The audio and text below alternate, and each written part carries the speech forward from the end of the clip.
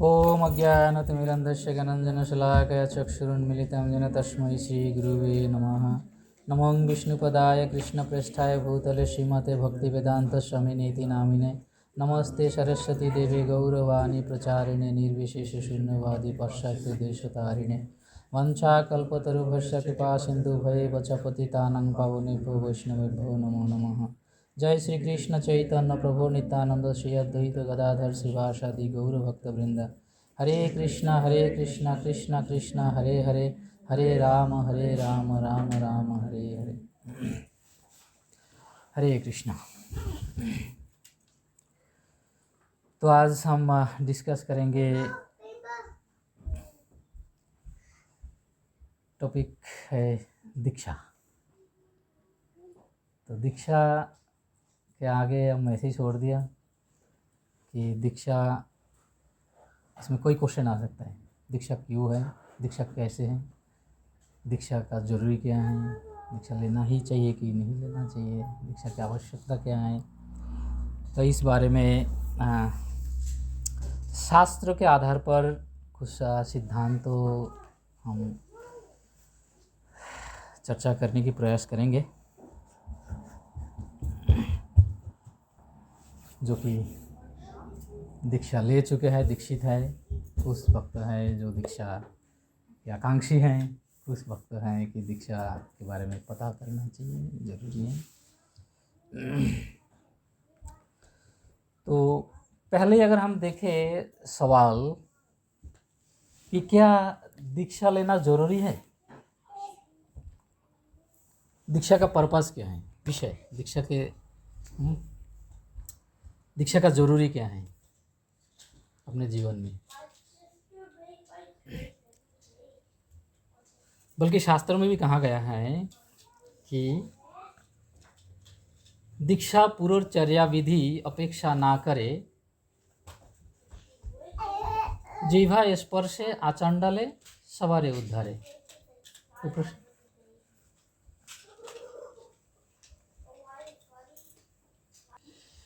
तो ये हम बोल रहे थे कि भगवान के नाम लेने से व्यक्ति शुद्ध होते हैं, भगवान के साथ संबंध जोड़ते हैं, भगवान के पास के बारे में नहीं बताएं, पर भगवान के साथ संबंध होते हैं। पर दीक्षा की आवश्यकता क्या है, ये मेन आज की टॉपिक है। तो श्री चैतन्य चरितामृत के मध्य लीला के 15 अध्याय के 108वें श्लोक में वहाँ पे स्वयं श्री चैतन्य महाप्रभु बताते हैं, दीक्षा पूर्वचर्या विधि अपेक्षा ना करे, जिह्वा स्पर्शे आचंडले सवारे उद्धारे। तो यहाँ पे स्पष्ट है कि भगवान के नाम ग्रहण करने के लिए दीक्षा की कोई आवश्यकता ही नहीं है। यह बताए हैं, दीक्षा पूर्वचर्या विधि अपेक्षा ना, बल्कि कभी कभी ऐसे समझाया जाता है कि अपेक्षा ना करें मतलब दीक्षा की ज़रूरत नहीं है। पर यहाँ पे थोड़ा सा अगर हम बारीकी से इसको समझने की कोशिश करें तो यहाँ पे बताए हैं कि भगवान के पवित्र नाम केवल जीवा स्पर्श मात्र से व्यक्ति को उद्धार कर सकता है। निम्न से निम्न व्यक्ति को, चंडाल को भी उद्धार कर सकते हैं। इसके लिए दीक्षा पूर्वचर्या आदि की अपेक्षा नहीं रखते। तो ज़रूरत नहीं है और अपेक्षा नहीं रखते, इसमें बहुत फर्क है। कभी कभी इसमें साधारणतः ही समझाया जाता है कि दीक्षा की आवश्यकता नहीं है, पर यहाँ पे नहीं होता है। तो मैं बताऊँगा, थोड़ा सा आगे जाके बताऊँगा कि पूर्वचर्या क्या होते हैं। तो दीक्षा और पूर्वचर्या, यहाँ पे चैतन्य महाप्रभु दो चीज़ के बारे में विश्लेषण किया है, दीक्षा और पूर्वचर्या। तो हरिनाम चिंतामणि है, नाम चिंतामणि कृष्ण पुण्य श्रवण कीर्तनम। शास्त्र बताते हैं कि नाम हरिनाम जो है चिंतामणि है, और हरिनाम में इतने शक्ति है कि जघन्य से जघन्य पाप भी काट के व्यक्ति को शुद्ध कर सकता है। और भगवान के नाम ग्रहण करने से व्यक्ति शुद्ध तो होते ही हैं, उसके बाद भी मुक्त कर देते हैं, उद्धार उद्धार हो जाते हैं। अभी यहाँ पे जो उद्धार शब्दों का प्रयोग किया है, उद्धार का मतलब है धर्म अर्थ काम मोक्ष। ये जो चतुर्वर्ग हैं, धर्म के 4 वर्ग हैं, धर्म अर्थ काम मोक्ष। तो ये मोक्ष अल्टीमेट गोल है, हमारे अंतिम लक्ष्य जो है मोक्ष है। तो मोक्ष है धर्म अर्थ काम से मुक्त होकर के मोक्ष में पहुंचना। तो मोक्ष का मतलब है मुक्ति। तो यहाँ पे दीक्षा से संबंध है। हरिनाम भौतिक संसार के चंगुल से मुक्त करके आध्यात्मिक चेतना तक लेके जा सकते हैं। पर दीक्षा क्या भूमिका रखते हैं? दीक्षा यहाँ पर भूमिका ये रखते हैं कि हरिनाम स्वयं प्रेम प्रदान कर नहीं पाते। प्रेम प्रदान ना कर पाने का कारण क्या है? जैसे साधारण उदाहरण में अगर हम देखते हैं, साधारण से अगर हम उदाहरण लेते हैं, जैसे कि बिल्डिंग, नया हम बिल्डिंग बनाते हैं, कंस्ट्रक्शन करते हैं, बिल्डिंग बनाते हैं, स्ट्रक्चर बनाते हैं। पहले ज़मीन को लेते हैं, फिर स्ट्रक्चर बनाते हैं, उसके बाद बिल्डिंग बनाते हैं।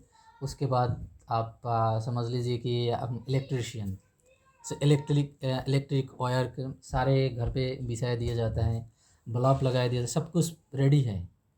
पर अभी सब कुछ रेडी होने के बावजूद भी एक चीज़ की आवश्यकता रहती है। वो क्या है? Power supply. पावर सप्लाई तो जब तक कॉरपोरेशन या डिपार्टमेंट, इलेक्ट्रिक डिपार्टमेंट के साथ जब तक हम कनेक्ट नहीं करेंगे, तब तक हम उसके पूरा फ़ायदा नहीं उठा पाएंगे। भले ही हम कितना भी बड़े बड़े जार बत्तियों से बहुत बढ़िया तरीक़ा से फैन जो है, पंखा है, एसी है, हीटर कूलर जो भी हम लगाना है, हम लगा के बहुत पूरी तरह से हमने सजा लिया, लेकिन हमें अभी एक सप्लायर की ज़रूरी है। और जब तक हम सप्लायर के साथ कनेक्ट नहीं करते, तब तक उसका आनंद की जो भाग है, वो भाग हम प्राप्त नहीं कर पाते। सच्चित आनंद, आनंदमय भासत। तो भगवान के नाम का उच्चारण करने से मोक्ष प्राप्त हो सकता है। इवन मोक्षोदा लघुता कृत, शास्त्र में बताएं, भक्ति रसम सिंधु बताएं कि मोक्ष को भी तुच्छ कर देते हैं। लेकिन एक चीज़ का कमी रहते हैं, वो क्या है? भगवान के जो शुद्ध प्रेम का अनुभव। और शुद्ध प्रेम का अनुभव कैसे हो सकता है? प्रेम का अनुभव हम कैसे कर सकते हैं? किसी व्यक्ति को हम जानते हैं, उन्हें हम देखते हैं, भले ही उनके बारे में सुनते भी हैं, पर फिर भी अपना एक व्यक्तिगत आदान प्रदान उनसे नहीं हो रहे। व्यक्तिगत आदान प्रदान ना होने के वजह से वो प्रेम का आस्वादन नहीं हो पाते। तो इसलिए हमें व्यक्तिगत संबंध की आवश्यकता है। और भगवान के साथ एक व्यक्तिगत संबंध हम अपने प्रचेष्टा से, अपने प्रयास से हम नहीं कर पाते। जैसे इलेक्ट्रिक पावर सप्लायर, एक पावर सप्लायर की हमें ज़रूरी है, जो कि हमें हमारे वायर के साथ अपना सप्लाई कनेक्ट करे और फ्लो शुरू हो। तो भगवान के कृपा ठीक उसी तरह से सप्लाई होते हैं। तो दीक्षा के बारे में कई सारे शास्त्र का प्रमाण है। विशेष रूप से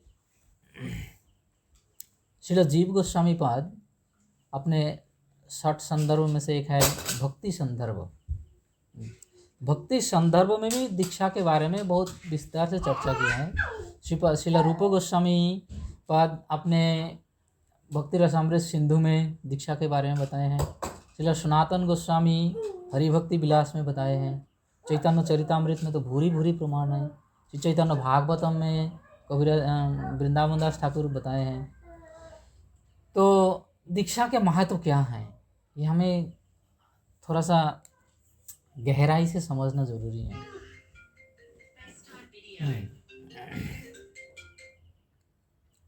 तो दीक्षा का परिभाषा को अगर हम समझना चाहें तो उसको हम कैसे समझें कि दीक्षा का मेन उद्देश्य क्या है। कि गुरु के पास जाना, गुरु ग्रहण करना, नाम लेना, अपना नाम बदलना, आध्यात्मिक नाम लेना, यही उद्देश्य है कि और भी कुछ है। तो ये हमें शास्त्र के अनुसार हमें पूरी जानकारी जब तक हम नहीं लेते तब तक हमें, क्योंकि कोई भी विषय को हम अगर गहराई से नहीं जानते, जानने की कोशिश करते, तो उसके ऊपर उतना श्रद्धा हमारा डेवलप नहीं हो पाता है। इसलिए उसको गहराई से जानना आवश्यक है कि नहीं लोग। तो श्री जीव गोस्वामी भक्ति संदर्भ में बताते हैं, दीक्षा की परिभाषा देते हैं। दिव्य ज्ञानम यत दद्वत् कुर्यात् पाप संशयम तस्मात् दीक्षेति सा प्रोक्ता देशिकैस्तत्त्वकोविदै। कि दीक्षा जो है, दीक्षा एक प्रक्रिया है।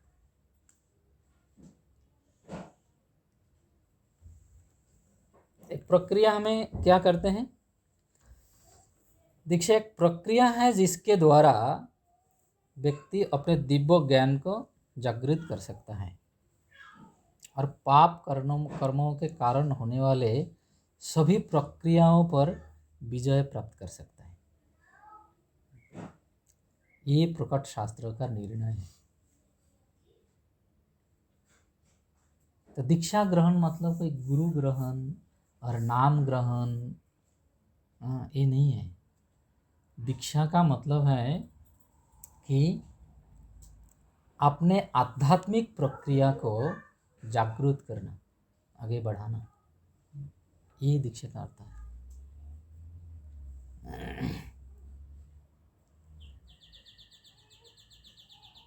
तो क्लियर है ना कि दीक्षा का मतलब है कि हमें मंत्र ग्रहण करना है या कोई गुरु ग्रहण करना है या किसी कम्युनिटी के साथ, किसी ग्रुप के साथ जोड़ना है, ये नहीं है। दीक्षा का मतलब है कि दिव्य ज्ञान, जो आध्यात्मिक ज्ञान, जो भगवान से संबंधित ज्ञान है, उस ज्ञान में आगे बढ़ने का एक प्रक्रिया है।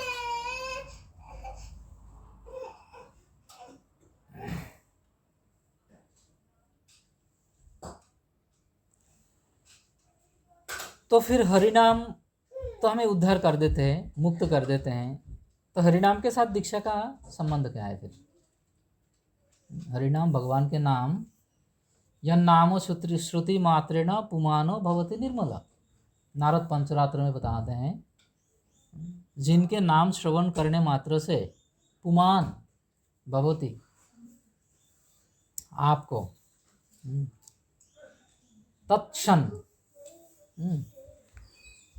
तत्काल आपको पवित्र कर देते हैं, निर्मल कर देते हैं। ये नारद जी स्वयं बताते हैं, जन नाम श्रुति मात्र नाम, जिनके नाम श्रवण मात्र से, जिनके नाम श्रवण मात्र से आपको निर्मल कर देते हैं। तो तस्य तीर्थ पाद किंग, उस व्यक्ति का तीर्थ स्वरूप श्री चरण कमल की सेवा जो व्यक्ति करते हैं, उनके उद्धार के और कहना ही क्या है, नारद जी बताते हैं। तो दीक्षा के साथ, हरिनाम के साथ, भगवान के नाम ग्रहण करने के साथ दीक्षा के साथ क्या संबंध है? साधारण संबंध यह है कि नाम ग्रहण करते समय बहुत सारे पाप होते हैं और अपराध भी होते हैं। पाप और अपराध दो चीज़ें ध्यान रखना। और इसमें रुकावट आएगा, रुकावट आएगा और इसमें आलस्य आएगा। पाप, रुकावट, आलस्य, ये तीन चीज कनेक्टेड है।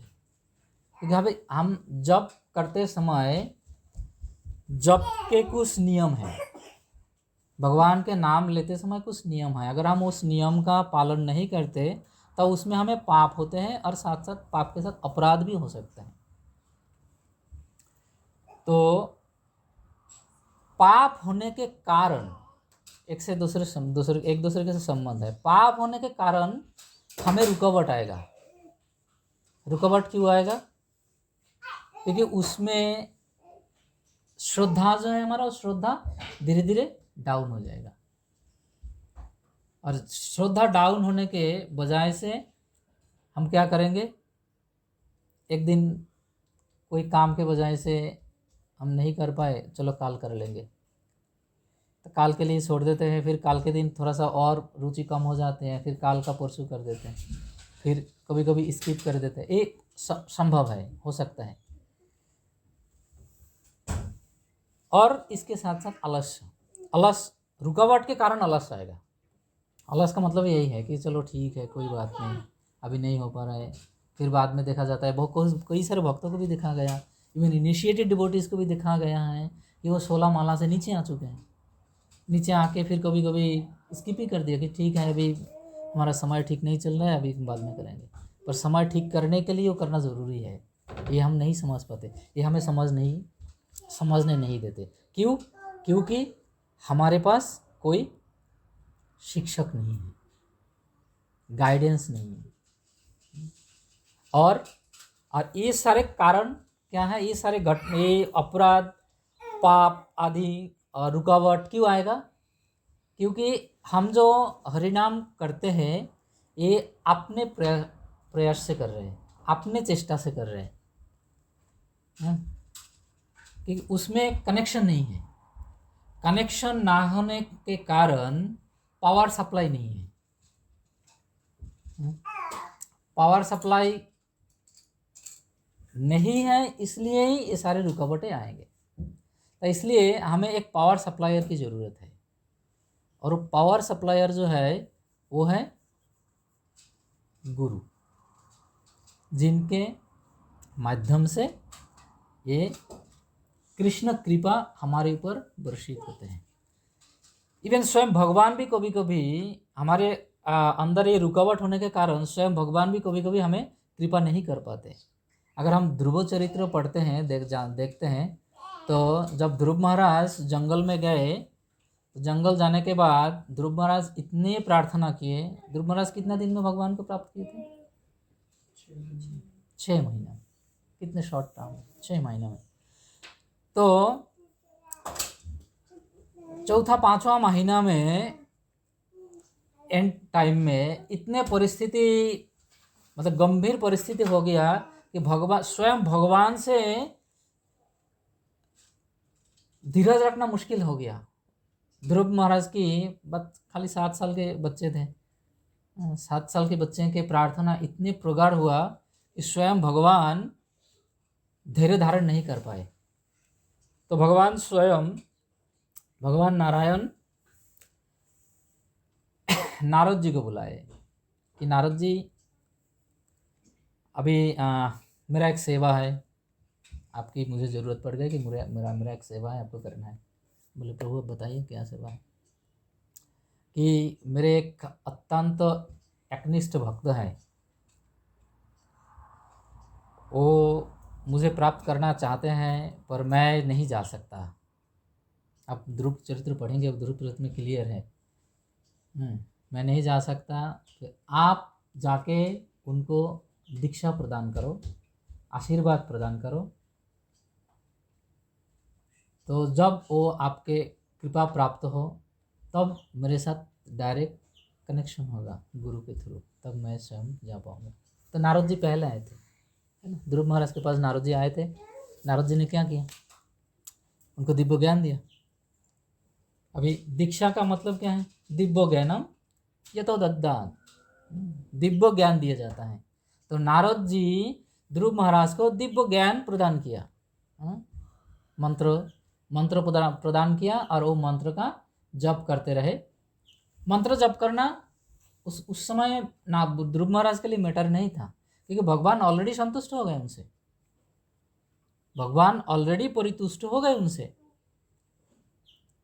लेकिन भगवान एक कनेक्शन जोड़ना चाहते थे कि मेरा कृपा केवल मेरे शुद्ध भक्तों के माध्यम से जाते हैं। तो जब मेरे शुद्ध भक्तों के शरण में रह करके, आश्रय में रह करके दिव्य ज्ञान प्राप्त करने की प्रयास करेंगे, तो मैं अपने गुरु के उसके थ्रू ही मैं ये ज्ञान प्रदान करूँगा। और इसका प्रमाण क्या है? इसका प्रमाण है, शास्त्र का प्रमाण है इसका। गुरु कृष्ण रूप हन शास्त्र प्रमाणे गुरु रूपे कृष्ण कृपा करें भगवाने। चैतन्य चरितामृत में बताते हैं कि गुरु जो है, कई जगह पे प्रमाण है। हम हर रोज एक भजन में गाते हैं, कहाँ पे हैं? गुरु वंदना नहीं, गुरु वंदना में तो है ही। संसार दवानल गुरुवाष्टकम जो गाते हैं हम, साक्षाद हरितेन, साक्षाद हरितेन समस्त शास्त्र। ये गहरा विषय है, इसको हमें समझना चाहिए।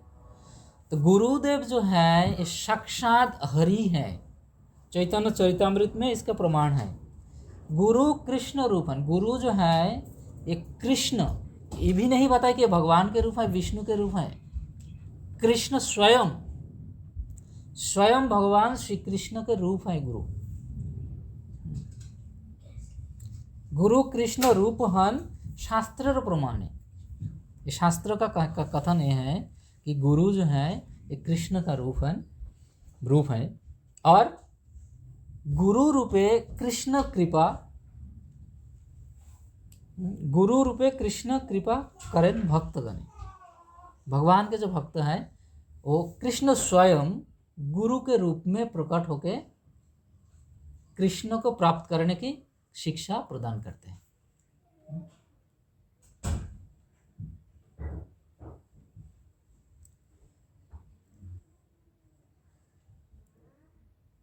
तो ठीक है, इस शास्त्र का निर्णय है, इसलिए गुरु को हमें जानना है। और अभी चर्चा हम गुरु के बारे में नहीं करें, हम दीक्षा के बारे में चर्चा करें। तो दीक्षा, इसलिए दीक्षा क्या है? एक कनेक्शन है गुरु कृष्ण के साथ, भक्तों के एक कनेक्शन है जो कि गुरु के थ्रू ही दिया जा सकता है। इसलिए गुरु ग्रहण आवश्यक है।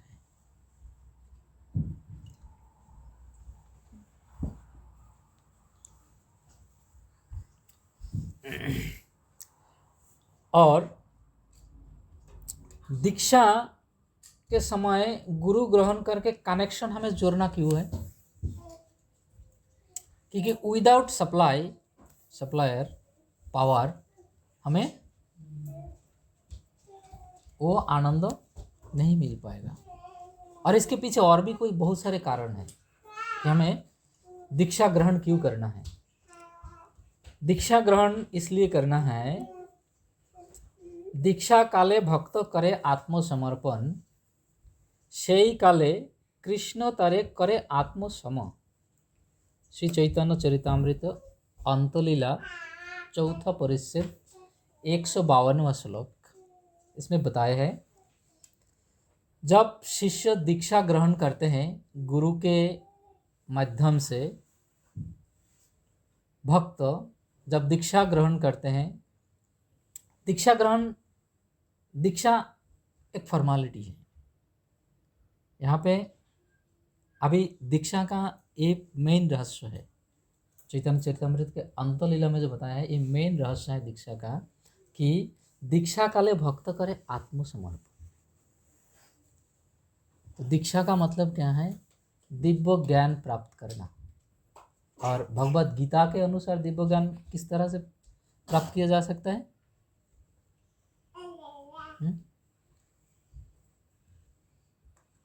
तद विद्धि प्रणिपातेन परिप्रश्नेन सेवया उपदेक्षन्ति ते ज्ञानम ज्ञानिनः तत्त्वदर्शिनः। ये प्रमाण दिव्य ज्ञान ग्रहण करने का ये प्रोसेस है। तो यहाँ पे भी चैतन्य चरितमृत में यही बताए हैं, दीक्षा काले भक्त करे आत्मसमर्पण। तो दीक्षा का मतलब है कि हम श्री गुरुदेव के चरण कमल में आत्मसमर्पण करते हैं। अभी आत्मसमर्पण कैसे करते हैं,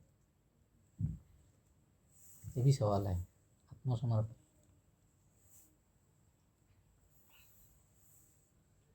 तो जब दीक्षा के समय शिष्य या भक्त गुरु के चरण में आत्मसमर्पण करते हैं, तो उस समय उसके फल स्वरूप हमें क्या प्राप्त होते हैं? सेई काले कृष्ण तारे करे आत्मसम।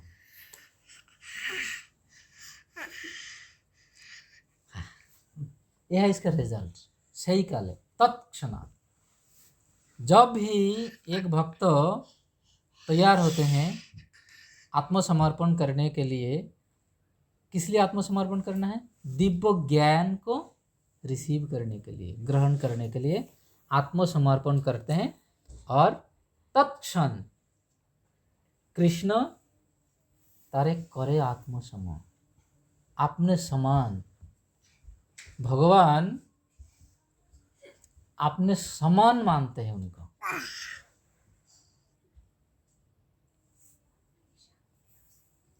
तो ये शास्त्र के प्रमाण के अनुसार ये हमें मिलते हैं कि हम अगर हरिनाम करते हैं बिना संबंध जुड़े, तो उसका नॉर्मल जो फल है वो हमें प्राप्त हो सकता है। पर जब तक हम आत्मसमर्पण गुरु के माध्यम से, दीक्षा के माध्यम से नहीं करते, तब तक कृष्ण अपने समान हमें नहीं मानते।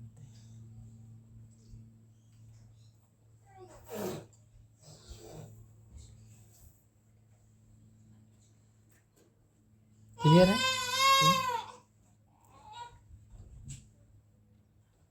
तो कोई प्रश्न है किसी का कोई इसके ऊपर?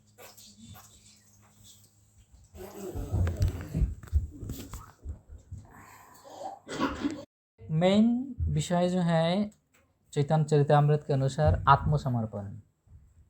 तो आत्मसमर्पण का प्रोसेस क्या है? आत्मसमर्पण का प्रोसेस है कमिटमेंट्स।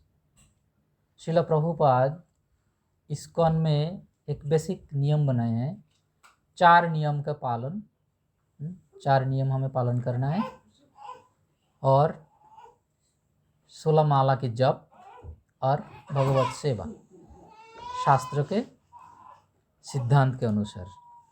तो इसमें हमें कमिटमेंट्स, सबसे बड़ा जो आत्मसमर्पण का मतलब है कि हमें आज से हमने प्रतिज्ञा किया है दीक्षा के समय। हाँ,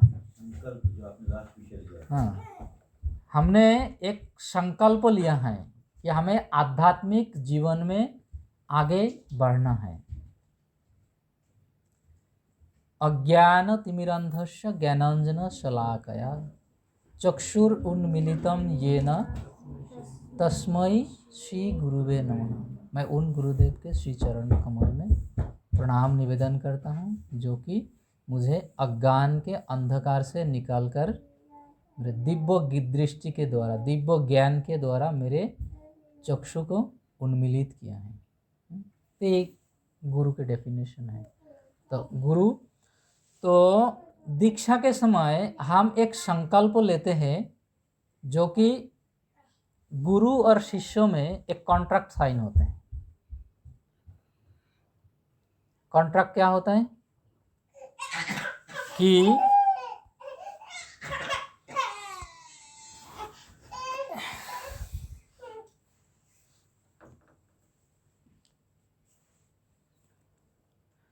कॉन्ट्रैक्ट होते हैं कि मैं आपको, शिष्य को गुरुदेव बोलते हैं कि मैं आपको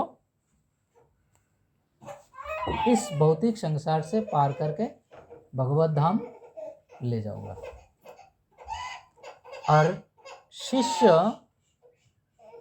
प्रतिज्ञा करते हैं कि शास्त्रों के आधार पर भगवत प्राप्ति के जो नियम हैं, मैं आपके अनुगत्य से, आपके अनुगत्य में रह करके आपके पथ निर्देशन को मैं ग्रहण करते हुए मैं भगवत भजन करूँगा।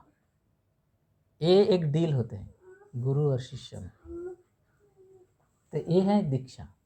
दीक्षा एक कॉन्ट्रैक्ट है कि हम प्रतिज्ञाबद्ध हैं कि हमें नियम आदि का पालन करेंगे भगवत प्राप्ति के लिए। और गुरु प्रतिज्ञा करते हैं कि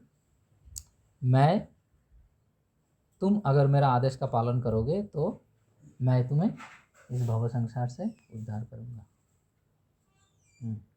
हाँ, तो आपका क्वेश्चन क्या था कि हमें दीक्षा कब लेना है? ये एक बहुत बड़ा क्वेश्चन है और हमें इस क्वेश्चन में थोड़ा बहुत गौर करना चाहिए कि दीक्षा हमें कब लेना है। तो श्रील प्रभुपाद इस बारे में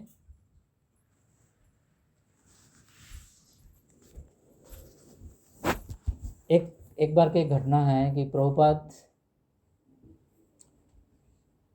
कोई बार ऐसे कोई घटना हुआ है कि कोई एक भक्त वो अपने कमिटमेंट्स पूरा नहीं कर पा रहे थे, तो उनका डेली रूटीन बंद हो गया, तो नहीं कर पा रहे, जपा छूट गए। तब श्रील प्रभुपाद को बताए गए कि प्रभुपाद मैं अभी ये सब नहीं कर पा रहा हूँ, मेरे टाइम शेड्यूल नहीं हो रहा है, मैं बहुत फंस गया हूँ, नहीं हो पा रहा है, तब क्या करें। तो श्रील प्रभुपाद ये नहीं कहा कि आप जब कर ही नहीं पा रहे हो तो आपने शुरू क्यों किया, आपने हरिनाम लिया क्यों? प्रभुपाद ने उनको उत्तर दिया, जब आप नहीं कर पा रहे हो तब आप संकल्प क्यों लिए थे, प्रतिज्ञा क्यों लिए थे? तो दीक्षा लेने के उपयुक्त समय वो है कि जो कमिटमेंट्स है हम पूरी तरह से अपने आप में तैयार हो जाए कि हाँ, अभी हम ये जो प्रतिज्ञा है, संकल्प है, ये हम किसी भी कीमत में हम इसको पूरा करेंगे। ये बहुत सिंपल से महात्मा प्रभु जानते हैं? महात्मा दास प्रभुपाद जी के डिसाइपल है। उनके काफ़ी सारे कोड्स हैं दीक्षा के ऊपर। तो उन्होंने भी बताया है एक चीज़ कि दीक्षा मीन्स दीक्षा तब लो जब आप अपने आप में कॉन्फिडेंस हो। और अपने आप में कॉन्फिडेंस क्या है, आपको ये क्लियर हो जाना चाहिए कि आपका पर्पस क्या है, दीक्षा लेने का पर्पस क्या है। तो दीक्षा लेने का सिर्फ एक ही पर्पस है, वो है कि हमें भगवत धाम जाना है और भगवान से संबंध जोड़ना है, ये पर्पस है। और ये पर्पस जब तक हमारे प्राइमरी पर्पस नहीं होते तब तक हमें दीक्षा ग्रहण नहीं करना चाहिए। ये शास्त्रिक सिद्धांत तो सिंपल में ये है। पर फिर भी तो हम तैयार हो तब दीक्षा ले, नहीं, जब हम तैयार होएंगे तब लेंगे। तो तैयार हम कैसे होंगे? तैयार होने के लिए भी हमें किसी के गाइडेंस में रह करके उनके सिद्धांत के अनुसार, इसलिए शिक्षा गुरु के बारे में बताया जाता है कि शिक्षा गुरु एक नहीं होते, शिक्षा गुरु कई होते हैं। शिक्षा गुरु कई होते हैं पर दीक्षा गुरु एक ही होते हैं। तो शिक्षक, अभी विशेष रूप से इस्कॉन में एक चीज़ बताते हैं कि मेंटर जो आपको मेंटेन करते हैं, मेंटरशिप जो है मेंटेन करते हैं। तो अभी छोटा छोटा जो ऐसे प्रोग्राम्स होते रहते हैं, जैसे भक्ति वृक्षस, नाम हट, काउंसलिंग, ये सब प्रोग्राम में जो लोग लीड करते हैं वो लोग को ये मेंटर के हिसाब से एक्सेप्ट करते हैं और प्रेफर किया जाता है कि जो ग्रुप के लीडर है उनसे उनके कांटेक्ट में रह करके वो भक्ति करें। तो अंडर गाइडेंस में रह करके भक्ति करें और अपने जो उद्देश्य है कि आध्यात्मिक चेतना